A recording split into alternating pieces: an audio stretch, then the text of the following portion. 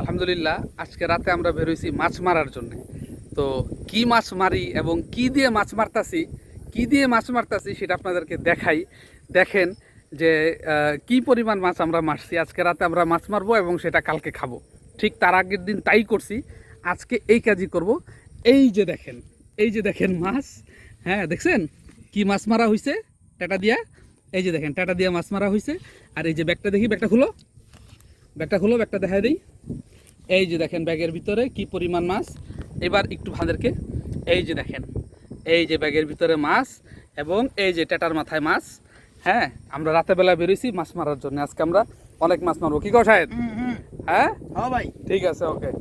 আমরা আজকে সারা রাত এই হলো মাছের শিকারি, এই হলো মাছের শিকারি না খিলারি, খিলারি।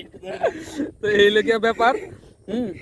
দেখো হ্যাঁ, এটার মজা অন্যরকম। আজকে মাছ মাইরা প্রায় 12 পিস, গতকালকে মাছ মাইরা 12 পিস মাছ খাইছি, শুধু ভাজা, শুধু খৈলসা ভাজা খাইছি। এখন বেরোইছি, ইনশাল্লাহ আমরা আবার আরো মাছ মারবো। এই হলো মাছের শিকারি। তো এই হলো অবস্থা এই খাল। হ্যাঁ, এদিকে বর্ষার পানি,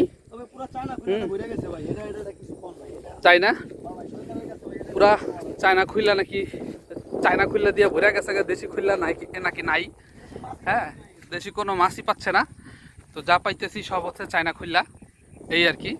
তারপরেও এর ভিতরে কিছু শোলটা কি আছে ওগুলা ধরতেছি এবং ওগুলা খাবো ইনশাল্লাহ।